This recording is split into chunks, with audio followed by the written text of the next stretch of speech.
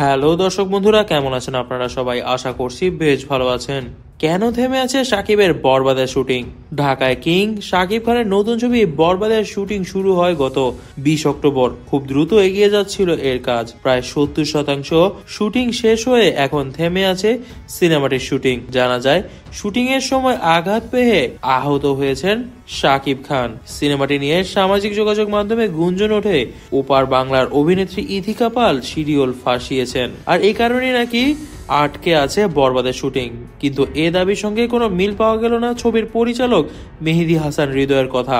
সংবাদ মাধ্যমকে পরিচালক জানালেন, বরবাদ ছবিতে শাকিবের একটি ভিন্ন লুক রয়েছে। সেই লুক আনাটা বেশ সময় সাপেক্ষ ব্যাপার, যে কারণে একটু বিরতি নেওয়া হচ্ছে।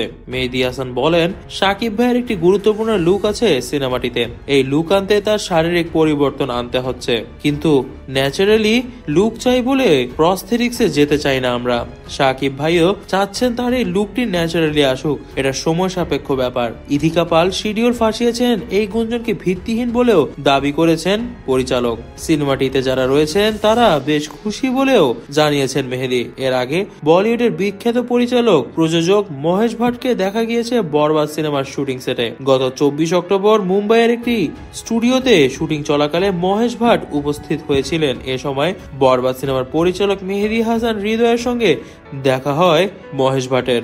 শাকিবের সঙ্গে বরবাদে দেখা যাবে কলকাতার নায়িকা ইথিকা পালকে। তবে দর্শক বন্ধুরা, আপনারা এই বিষয়ে কি মনে করছেন? যদি অধীর আগ্রহে অপেক্ষা করেন দরদের জন্য, তাহলে কিন্তু অবশ্যই আমাদেরকে কমেন্ট করে জানাবেন। এবং অবশ্যই কারা কারা বরবাদের প্রথম টিকিট পেতে চান তারাও কিন্তু আমাদেরকে কমেন্ট বক্সে কমেন্ট করে জানাবেন। দর্শক বন্ধুরা, আজ এই পর্যন্ত। ভিডিওটি ভালো লেগে থাকলে অবশ্যই আমাদের ভিডিওটিকে লাইক করে দিবেন, বেশি করে শেয়ার করে দিবেন, এবং অবশ্যই যারা আমাদের চ্যানেলটিকে সাবস্ক্রাইব করেননি তারা আমাদের চ্যানেলটিকে সাবস্ক্রাইব করে দিবেন। ধন্যবাদ।